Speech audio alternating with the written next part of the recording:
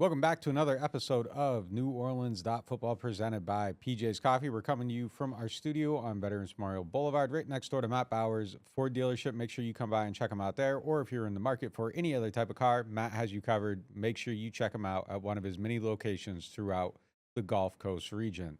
Our first topic today is presented by Aaron Rose, and there is a lot of stuff going on with this team right now. They got some cap space. They went and got Brandin Cooks. They've added Justin Reed. It's kind of a little bit of a confusing puzzle to put together as far as what the direction of the team is. What does the story say to you? Well, it's kind of identical to the last 4 years. Dipping into free agency a little bit with some minor spends in tiers 2 and 3. The big move was keeping Derek Carr at $40 million, but it all signals business as usual. And I just think we had reached a point where we thought the team was different now. I think firing Dennis Allen, trading Marshawn Lattimore, and finally only winning 5 games signaled that. But it signals to me that they are treating this offseason pretty much like they've treated each of the last 4 off seasons since Sean Payton, well, since Drew Brees left, and certainly since Sean Payton left, which is, catch up on the cap a little bit. Next year, they're going to be in way better shape than this year, unless there's a big spend still to come. Add a couple of pieces that we consider bargains in free agency, and maybe if everything falls our way, we can sneak out the NFC South title. Not a lot of fans are up for that for a 5th straight year, but that's how the team has always operated, and they're playing out of the same playbook, even with a new coach, I think. It's a little different to me in that they're making multi-year commitments to people, whereas last year everything was one-year deals. So Justin Reed is multi-years. Sure. Chase Young's multi-years. They kind of went in big on Juwan a little bit, and that signals that they're trying to compete right now. And then some of the moves they tried to make that they didn't make, I think shows a greater commitment than last year. I would have given a different answer if they had actually landed Charvarius Ward or Cooper Kupp. That is fair. I think the plan, though, is a little bit different. It's a little bit more aggressive. I think it's still in the same bucket of try to do things that help you now without taking away from the future, jeopardizing the future. Yeah. But I think we see some steps towards building to a future a little bit. But I think it is altogether a little bit confusing overall. It's a little bit mismatched. It's coming from a few different directions. You got the Reed thing, you got the Ward thing, and then it's kind of nothing behind it. So I like that their moves are a little bit specific, but I also don't like that there's these big holes where they need to get players and they've spent other places, and it doesn't quite come together fully cohesive yet. It makes me think maybe there's something else to come. Maybe there's another thought process. Maybe there's still moves out there that they're trying to make. We've seen them land vets after the draft before, and that takes you outside of the comp pick formula. So maybe there's a couple things on hold that they're still waiting to do with this cap space. But all of it doesn't make a ton of sense. And opening up the space is kind of weird too.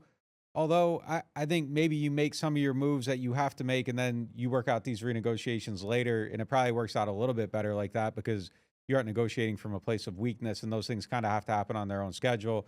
And if you aren't there with Cam, and you aren't there with Tyron, and you aren't there with Cedric Wilson and everyone else that they did, you have to make these other moves first to become cap compliant. So that might just be coincidence, but it does feel a little bit unfinished with where it sits right now. Mismatched is a great word, but like I said, like it's dawned on me that this is just what they always do, and I don't disagree with it. They've always been fairly aggressive in free agency, but they're always targeting values. That Jarris Bird thing that now happened 12 years ago, it was an outlier. And then Derek Carr obviously fits into that mold too, a very, very aggressive swing. But they are usually a team that tries to supplement with 2 or 3 values they find in free agency. The thing that stands out to me is they're just not acting like this offseason is different. And I'm shocked that they aren't acting like this offseason is different. I think the state of this team is so blatantly different than it's been in a long time. I mean, they showed us they knew that by firing Dennis Allen and hiring Kellen Moore, but they have not showed us that they recognize that in their team building. Yeah, it's just a little weird. And in theory, I like the idea of Ward's the guy we want, and if we don't get him, we aren't doing anything. Yeah, that's cool. They're being smart. Cool. But it's just weird to make that huge swing, and then the backup plan is Ike Yadam, and we're willing to kind of leave a hole here and do nothing about it. It's like, well, wait a minute. These are 2 very drastically different approaches. Isn't there a middle lane here? If you're going to sign these guys and try to compete, Shouldn't you try to compete at all spots? It feels a little bit unfinished, but I guess we got to see assume all you the can get pieces yourself come in a together. lot of trouble in free agency if you're like, we love Treverius Ward. We've always had high grades on him. We think he's awesome. Damn, he picked the Colts. All right, let's spend $18 million on some other guy. Like you shouldn't do that. So I'm glad they didn't do that. But as a result, this is a pretty underwhelming free agent class for sure. Yeah. It isn't even necessarily the panic move, though. It just feels like you need another corner, and you don't have another corner. And if you're going to spend on the safety and you're going to try to win, and you're willing to allow holes, like allowing holes says we're not going to go all in to win, but signing a top 20 safety says we're going to go all in to win. And you're telling two different stories here. You are. And you aren't filling out on offense. You're kind of leaving some holes different places. So what is it? Is it you're waiting till next year to try to make your moves? It just feels a little bit, kind of bottom out if you need to. I'll give you another example of telling two different stories. Last year we said we liked Chase Young and Willie Gay because they were both 25 years old. Treverius Ward also would have been hey, this is a plan for our future. Chase Young, 3-year deal was a plan for our future. Justin Reed is a plan for our future. We're building something with Kellen Moore. This is going to be the team, not just this year, but for the Kellen Moore era. So it's going to be in our next topic. So what the hell is Brandin Cooks then? Because he is not 25 and he is not part of the future. That's a right now move. So that is also telling two different stories. And this discussion is presented by Hard Hide Punch and Toll Strawberry Whiskey. Make sure you check them out there in all kinds of different stores. So check out Hard Hide.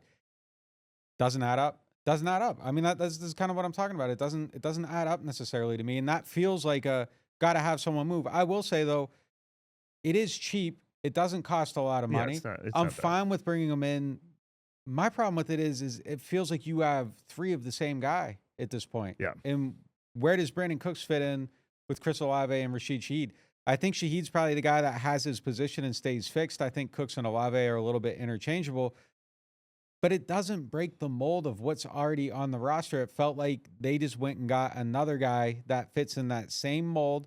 It's the same type of player, has the same type of limitations. You have a lot of guys that can really run. You have a couple guys that can do a few things over the middle. You don't really have a guy that can win over the middle consistently, though. That's kind of his calling card. I don't necessarily get it. I don't hate it, but I don't like it either. It's not. We talked about it on the last show we did together.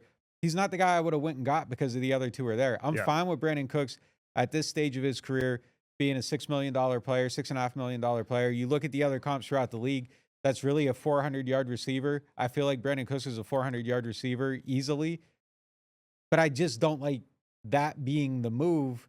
And again, this is we're going to plug the hole, but you don't at every spot. I just don't. I don't know if I get it. I agree with all those things. Like, this contract doesn't surprise me. Brandin Cooks being a third receiver doesn't surprise me. Like, I wouldn't bat an eye if other teams made this move, but he's an Olave Shaheed type receiver. And I talked with Matt Bowen from ESPN, who scouts all the free agents and has continued to watch him more than I had. He said he still sees explosiveness and speed at age 32, which is good. But explosiveness and speed is the one thing they already had in their receiving core. He looked up the numbers. He's almost exactly in Houston and Dallas, 25 to 30% out of the slot. I mean, the only thing I could think is, okay, so now you've got three guys that are kind of similar.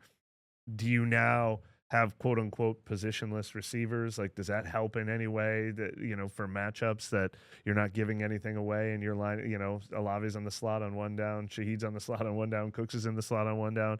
I don't know, but I mean, we've said it a million times. They need their Michael Thomas type. They need their possession receiver type. They need their traffic type.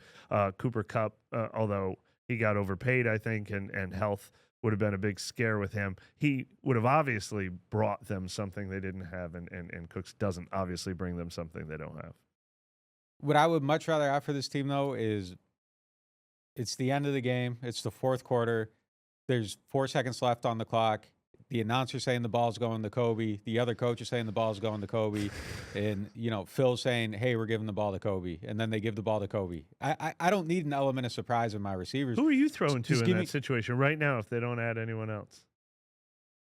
I don't know. That's what I'm saying. I would rather have the 6'3" guy. You have to get a first down. You're in the red zone, and the ball's going to Jimmy Graham. The ball's going to Marcus Colston. The ball's going to Mike Thomas. Yep. I would much rather that be the player that they added to this team because I feel like that's what they need. And in certain situations, you need a player that can define that. And it doesn't have to be Mike Thomas. It could be a very old Keenan Allen. It could be a very old Cooper Kupp. Just somebody that in this situation, the ball's going to him. And I feel like there's a whole area of the game that is undefined for them where this is the guy that wins in this role. And I feel like that's been missing for a very, very long time. Ever since Mike Thomas rolled his ankle, it has been missing from this offense. And I feel like they desperately need it. And just go get to Justin Reed at that for the offense. Yeah. They need it so bad. But maybe it's T-Mac at 9. Maybe there's another move here. Maybe there's something we aren't seeing. I mean, you can get a good guy at 42. So they did just make a Justin Reed move for that type of player, Juwan Johnson. We just have never seen Juwan Johnson do it. But Justin Reed's a top 20. No, I'm saying they paid the exact same money. I think the value's different, but like Justin Reed's a top 20 free agent. Any list you saw, he was in the top 20. Like Juwan's 40, 40th on every one of those lists. Get a top 20 player. I'm sort of criticizing the move in that sense. Like they spent Justin Reed money on a guy that for 5 years hasn't proven he can be that guy and needs to be that guy for them badly. Like I guess maybe if other people are looking at, like if we were evaluating Juwan Johnson from the outside and we didn't know him so well, we'd be like, oh, maybe they just think they went and got their Jonnu Smith or whatever. He needs to be that guy because they spent that kind of money on him, and there's nobody else filling that role right now. So it better be Juwan Johnson, at least halfway. It better be. My biggest problem with the Juwan move in the value, and you see all the breakdowns of the value and where he ranks and the receptions and all that stuff, and it's all fair. Like it is all fair. The problem is that these other guys on the list can block. Yeah. But they've also been go-to in those situations you're talking about, and he needs to become that. Funny enough, Brandin Cooks had 8 touchdown catches last year. I don't know the exact situations, but Keenan Allen is the obvious answer. He just caught 108 passes with Kellen Moore 2 years ago with the Chargers. Kellen Moore should know him better than anyone and some members of his staff. It's kind of interesting to me that they went this direction. It must signal that there's something they want or something they don't see in Keenan Allen. I don't know. Maybe they made him an offer that he turned down. Maybe he's asking for too much money. But maybe Kellen Moore just has a vision where he wants to get as much speed on the field as possible, more so than defining that role. But I completely agree. We've obviously said it for several years. It's got to be Chris Olave that adds some of that to his game, where he's the guy you can count on, and everyone knows the ball's going to him in some situations. But that is an element of this offense we're going to have to figure out. They're going to have to figure it out. Yeah, and again, I don't think we would have had it bad in the eye if they had signed MVS, and Cooks is probably an upgrade over MVS. Yeah, so yeah. I'm okay with it through that sense. Brandin Cooks has had an absolutely incredible career, by the way.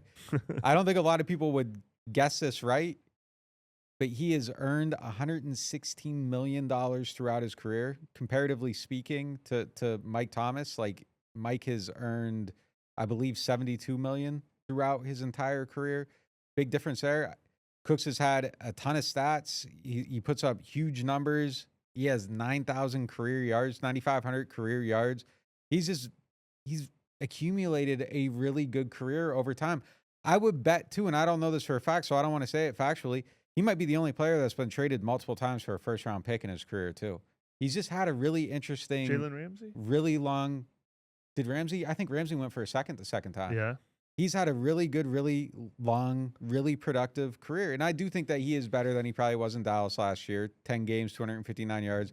I don't think he's a 1,000-yard receiver anymore. He had a weird knee infection pop up last year, but the 2 years before that, it was 699, 657. That's probably more accurate to what he is at this stage in his career. Yeah, he's totally still able to produce, I think. And I don't disagree with the value of the contract. I don't disagree with the idea of the player. I just don't like the idea of having 3 guys that I disagree. are exactly the same. I don't disagree with the value of the contract for Brandin Cooks, but same thing I said when I was evaluating the Derek Carr contract. This just isn't a team that I think needs to spend $13 million on a number 3 receiver that's 32 years old.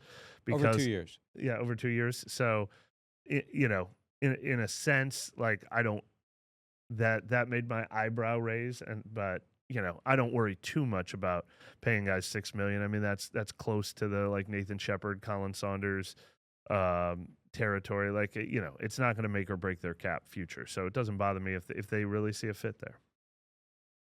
I honestly don't think you can sign a veteran receiver for much cheaper either. That's probably 30 something, 40th in contract value, and then you start getting in the rookie contracts after that. That's about as cheap as you can get at that position. You're right. I think they had to get someone. I think they had to plug a hole. I just want him to be 6'3" instead of 6 foot. That's my only issue with the whole thing. Just doesn't seem to fit for this team. If they had signed a 6'3" receiver, if they had signed Keenan Allen to this contract, I doubt we're criticizing it at all. It's like, okay, they had to get him. It's a body type what if they they needed. Signed Tyler Boyd to this contract?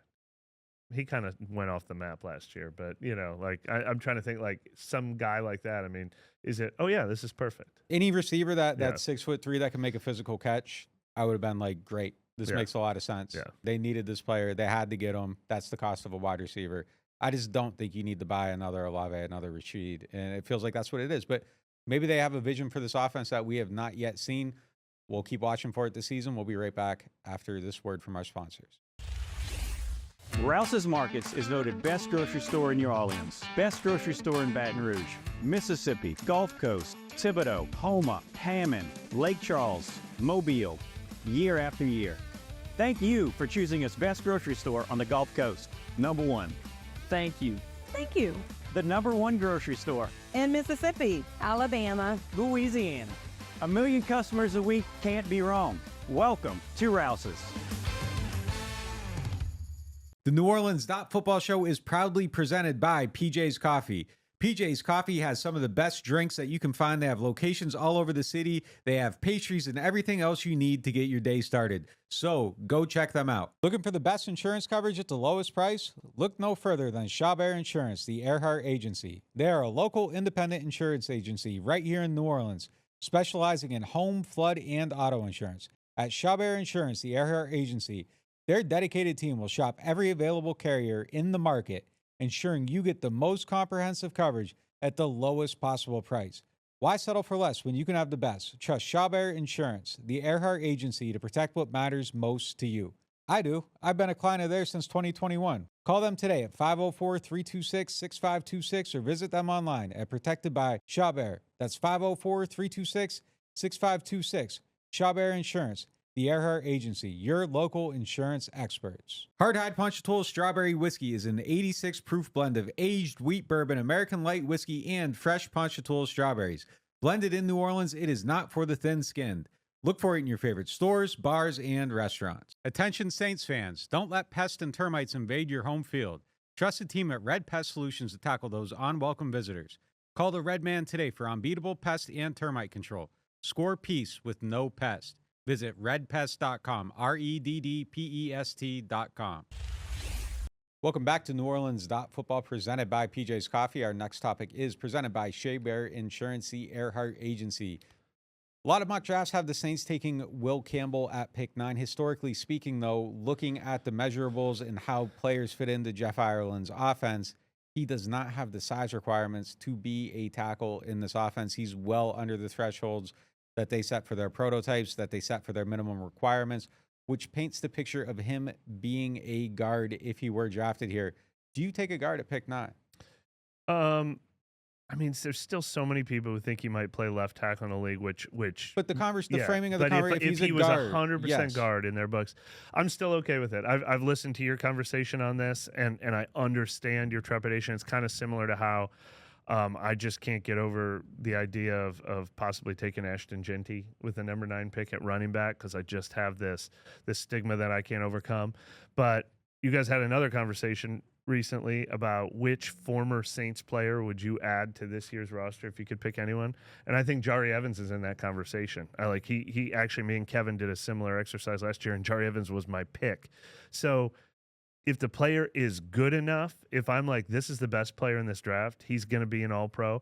I want all-pros on this team. I think an all-pro guard could be a huge asset to the Saints. It'd be high on my list. It's sort of similar to how I would take a defensive end, but if they had a defensive tackle who felt like Chris Jones or Aaron Donald to me, I'd take a tackle instead. Like, make the offensive line elite, make the defensive line elite. If he's playing guard and filling that hole, I'm actually okay with it. If all my scouting department is sure he's the special one. You mentioned Quentin Nelson. You said they have to be Quentin Nelson to be worth it.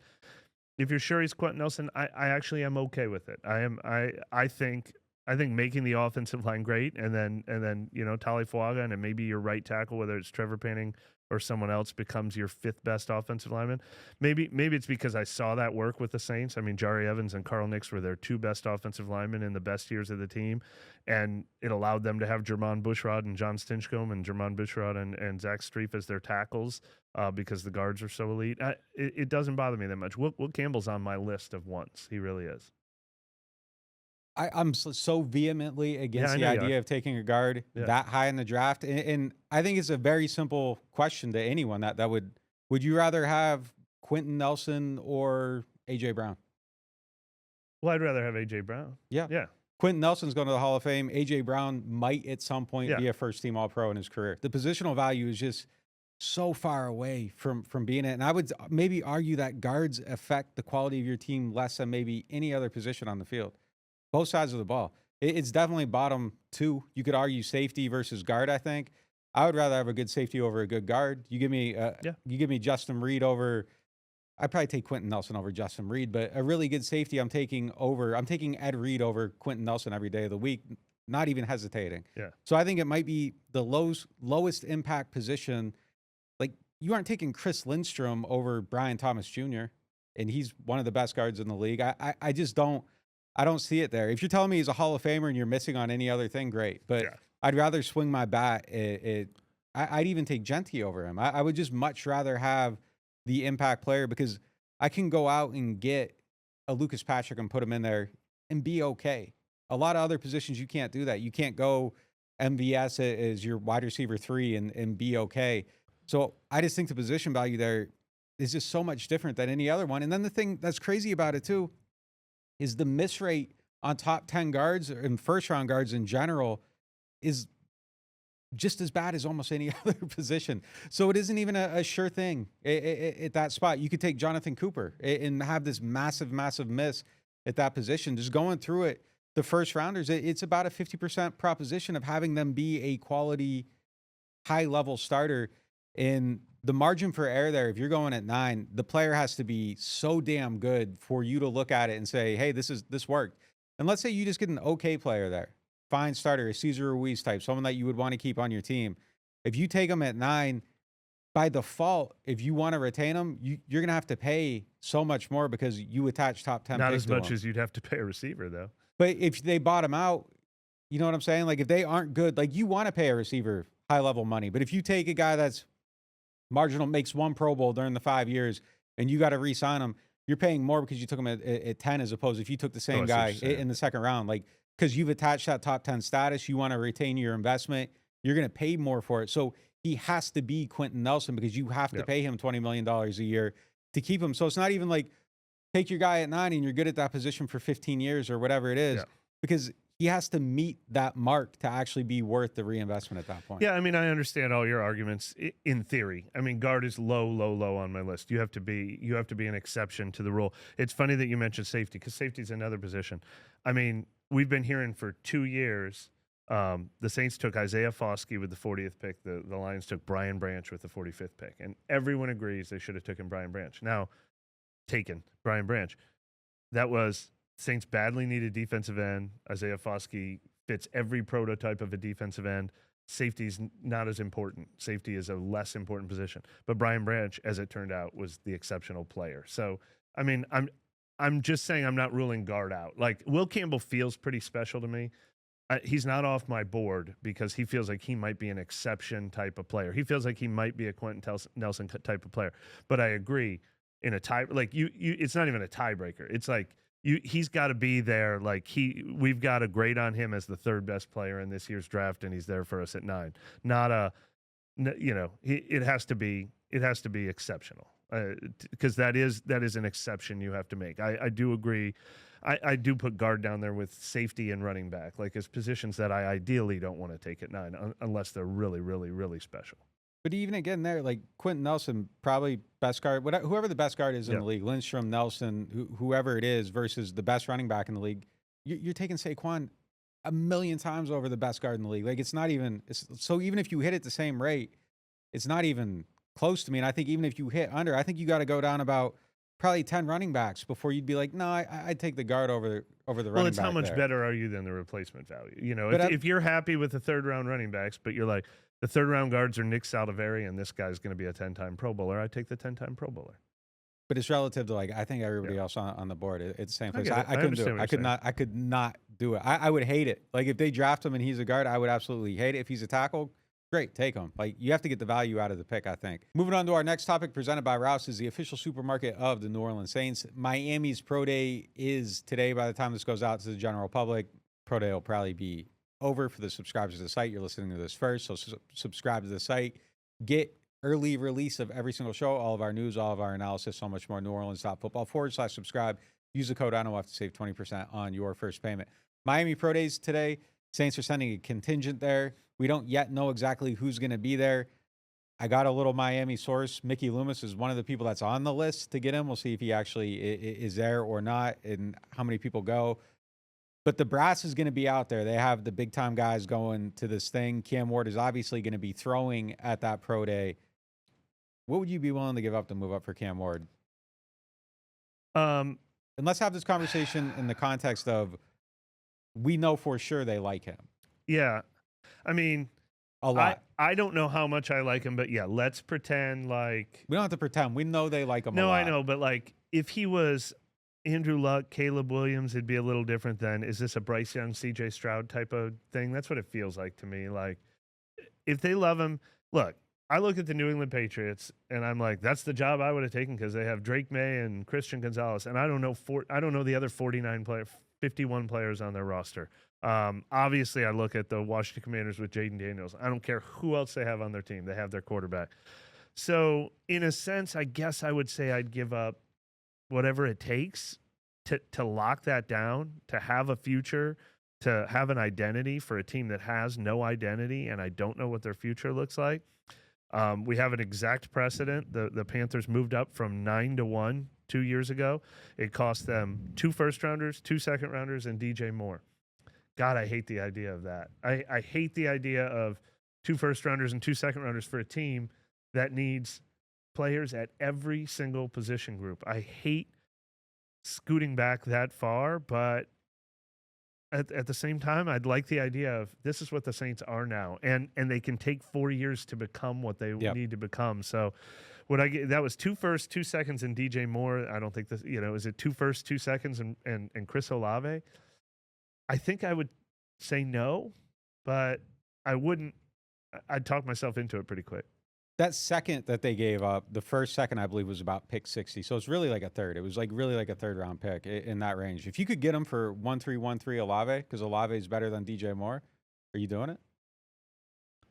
I am. My gut says no because I feel like God, what if Cam Ward is Bryce Young and now you're just totally screwed? Through the context, if you're Jeff Ireland, you're Mickey Loomis, you're Kellen Moore, and you say this guy is good. I'm still gonna say take the trepidation out of it. Like if you believe in him, like do you do 1-3-1-3? I'm still gonna say no. I wait till next year and I pay slightly less and I fall in love with my Bo Nix, Michael Penix, or JJ McCarthy instead.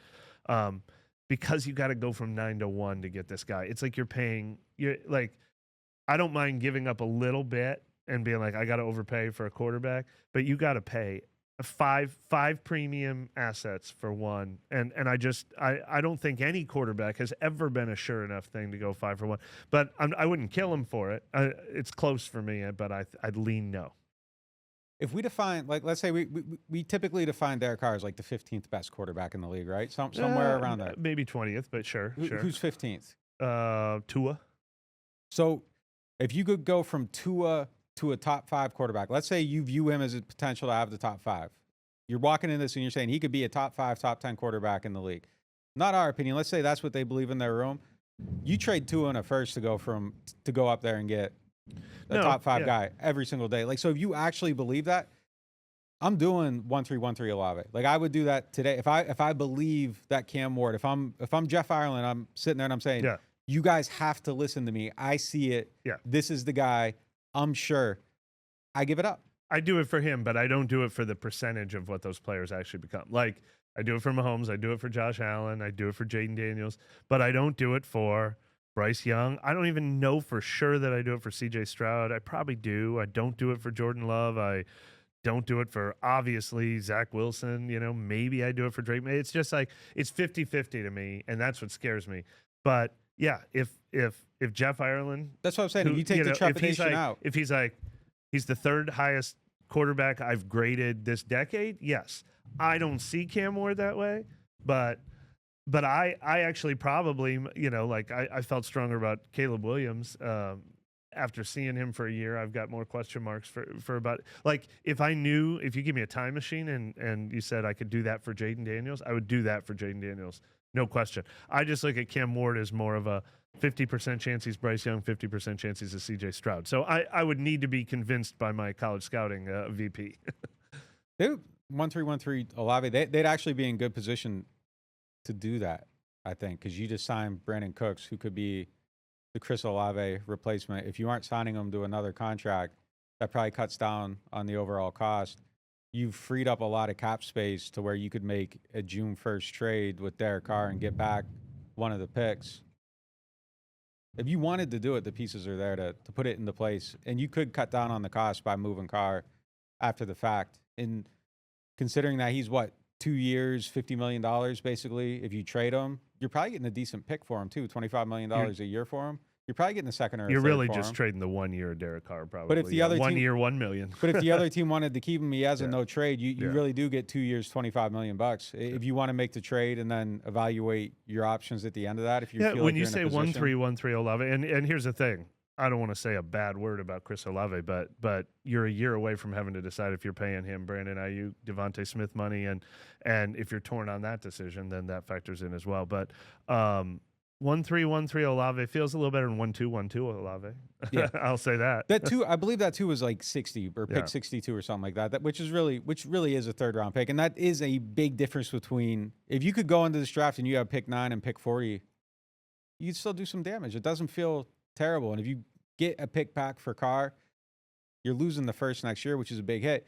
But if you drafted your quarterback, you don't give a damn about that first round pick. It's only insane if it doesn't work. Every trade is insane if it doesn't work. And I still don't even blame the Panthers, really. I mean, if you're not trying, what are you out here doing? Yeah.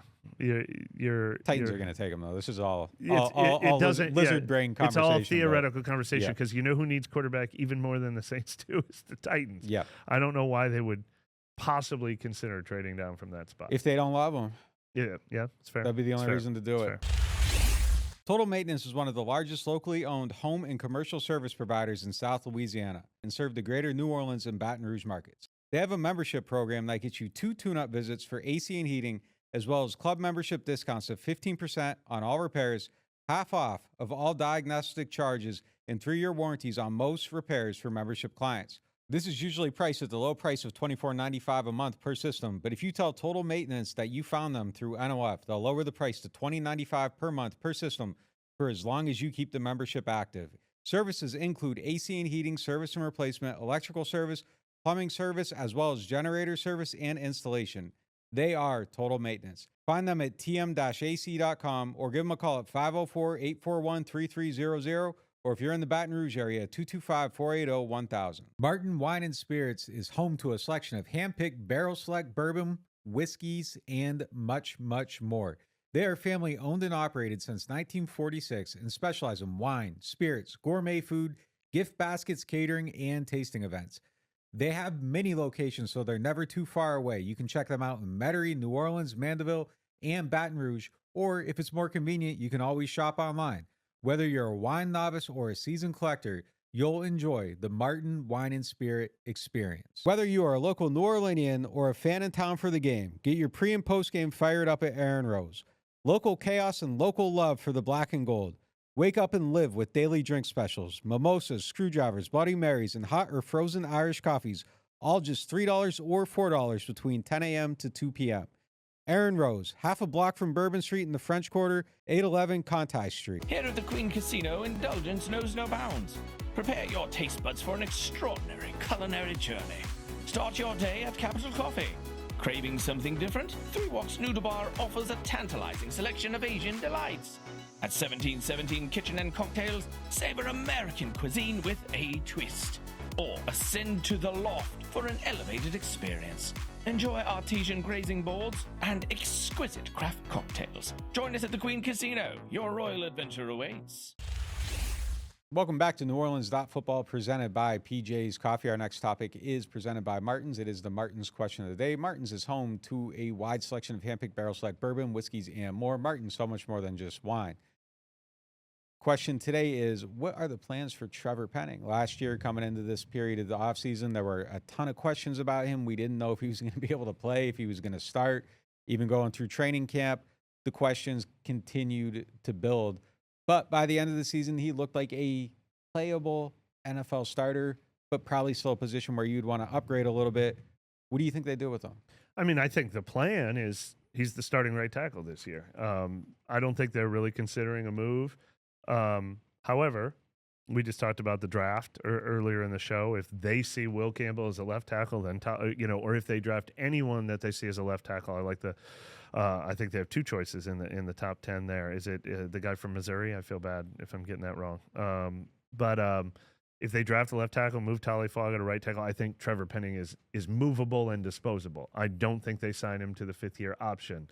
I think he gets a year to prove what he is, and they decide if they want to re-sign him next year. But I don't take left tackle off my board. I don't take right tackle off my board. And then I could say, then it becomes, all right, Trevor, let's figure out maybe you can be a guard. But as of today, I think he's written in pencil, if not pen, as the starting right tackle for this season.